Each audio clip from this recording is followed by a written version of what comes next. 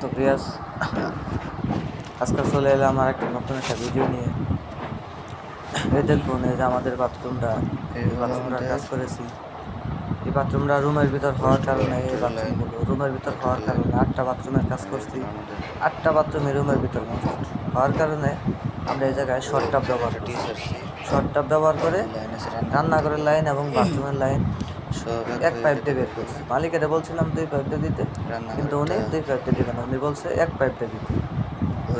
তে বললাম যে না, 1 পাইপ দিয়ে দিলে তো আপনার ভালো হবে না কাজটা। তখন উনি বললো যে না, সমস্যা নাই, রান্নাঘরের বাথরুমের সব 1 পাইপ দিয়ে দাও, 1 পাইপ দিয়ে চলে যাবে, ঠিক আছে। এরপরে দেখুন আমাদের এই পানির লাইনগুলো সিবিবিসি ওয়ারিং, ঠিক আছে।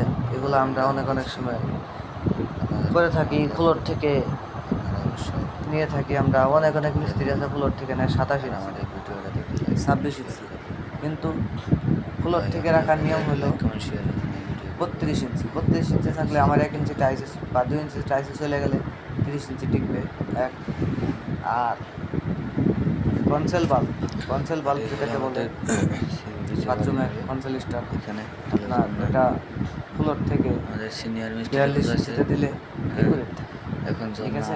তো আমাদের ভিডিওটা কেমন লাগলো আপনারা লাইক কমেন্ট শেয়ার করে যাবেন, আর কমেন্টে বলবেন আমাদের ভিডিওটা কেমন লাগছে, আর আমাদের জন্য দোয়া করবেন, আমরা যেন আপনাদেরকে আরও ভালো ভিডিও উপহার দিতে পারি।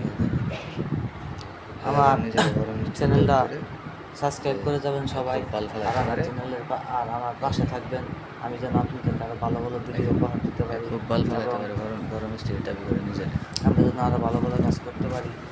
তবে আপনাদের জন্য এতটুকু আজকের ভিডিও। হ্যাঁ, এটা হলো আমাদের রান্নাঘরের লাইন। দেখুন, আমাদের রান্নাঘরের লাইনটা তো আমরা কিন্তু শর্ট টাব ব্যবহার করছি।